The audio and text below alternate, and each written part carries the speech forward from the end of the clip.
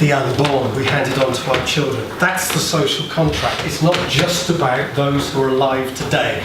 It's not just about the people in your classroom. You go there on the shoulder of giants, you pass stuff on, and then you think of the unborn children yet that they're going to pass on as well. Winnie the Pooh. It's given to me by my mum. I've given it to my daughter. And if she ever said it was shit, I've told her it isn't. Read it again. It's good for you. And I want her to pass that on to her child. She hasn't got a child yet. She's only 8. Although she is an inner city girl, so you never know.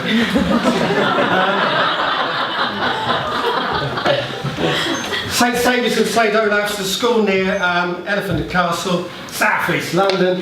This is their motto. When I interviewed the head teacher for the book, I said, you know, blah, blah, blah. She said, oh, school motto is this. And I said, that's it! That's the school motto for every school. It doesn't have to be for every school, by the way. It's the state school. It goes back a long way. That's why it's quite poetic. It comes from the 1300s, I think, the school. But it's a state school, girls' school. Just magnificent things with 40-odd% free school meals. She makes sure that's in every single lesson, if you like. That's the motto runs throughout the school in everything they do. Heirs of the past, children of the present, makers of the future.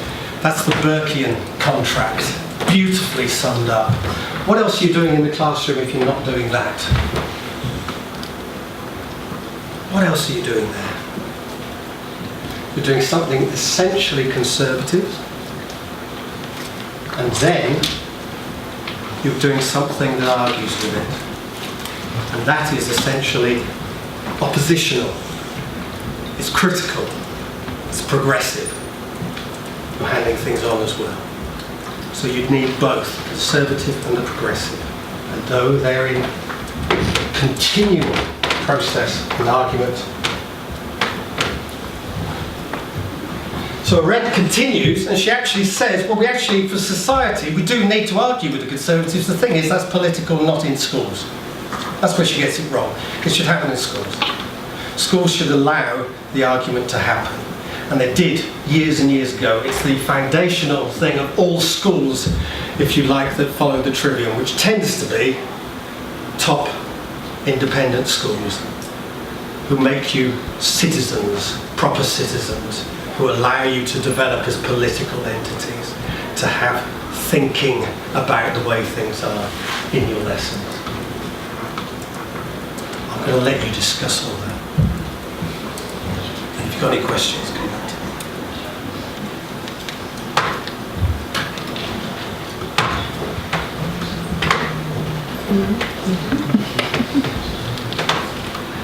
Have a little with it.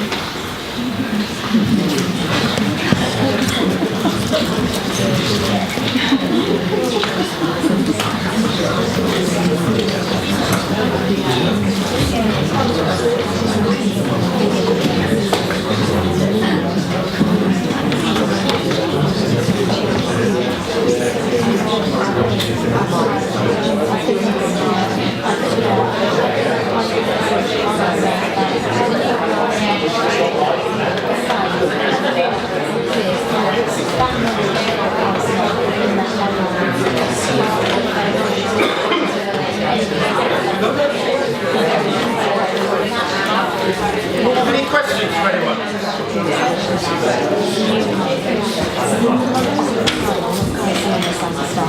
Any questions? We were having an interesting conversation about knowledge. Yeah. I was saying, when you give this legacy of the past on, you're recreating it in that moment as a dialogue with a child, which kind of ties into what you were saying, that we don't have a contract necessarily with the past, because our duty is to the future. So what is this duty? It doesn't exist anymore. The past is kind of the past. It's there, but it's new. Yeah. Knowledge is new. It's what you're saying now, you've written in a book, but you've now recreated it in my mind. I've read your book, but you've now recreated that knowledge again in my mind. I'm thinking other stuff. Yeah. Do you see what I mean? So there isn't this great body of traditional knowledge that we have there isn't really. Well, there is, because I mean, if I was going to talk to you about the Mona Lisa, then there's the Mona Lisa, there's the Mona Lisa, there's the Mona Lisa. But of course, then the image of the Mona Lisa has changed. You know, it's on a biscuit tin, it's on this, that, and the other, and all the ideas that go with it. So yes, but the Mona Lisa exists. It was there. It is there. The Shakespeare play is there. You are doing it. You're funneling it through your own viewpoint and all that. Yes, and giving different angles on it. But the actual work exists somewhere, even if it's just the memory like D-Day. But that's an important thing to pass on.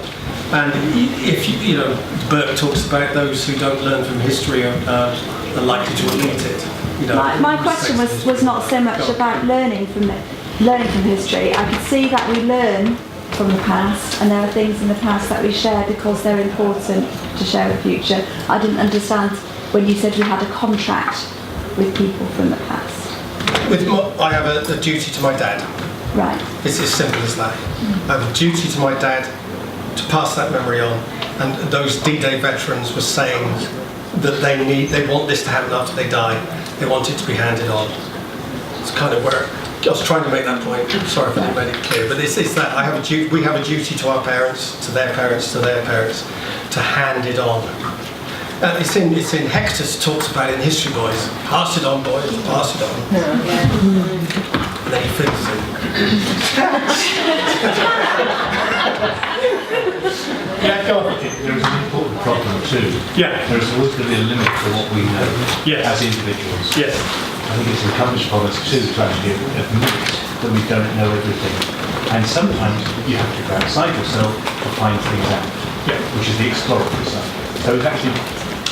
No, absolutely. You know, that to me is the essence of what education should be. Like, see what I know, admit when you've got to an end, and then go and find it. And give them the skills of finding it. Can I also throw in there the important thing is, as a teacher and to engender in pupils, is very conservative value of scepticism. That this is not necessarily true. I am telling you it's true. I'm arguing passionately for it. But it might not be true. It's important to have that in there, because if you take away the right to question, the point, Hume called it mitigated scepticism. In other words, you don't get sceptical to the point of saying everything's shit straight away. You hold on to it and then start to question it and do that. So an important part of what you do is to question, yes, but not to the point of destruction straight away. And I'm trying to get that. You see, but I agree, it's very exploratory. Otherwise, absolutely. Still mapping things. And this is what, you hand it on to the dialectic. You do hand it on to that. You don't just say it's the same. Like I was saying, the new traditionalists tend to be, here's memory, right, now we'll test you on it. Tick, well done. And it's all about memory, it's all about getting things right in tests very quickly and efficiently. It's not about questioning knowledge and all those other things that need to happen. So that's where I differ from those who are saying memory is important. They just want to as far as I can see, they're handing on a curriculum that you then attested on, and nothing's happened in between. I think that's the difference where I come in. Any other questions? That's the sort of question I ask when I don't want there to be any more questions.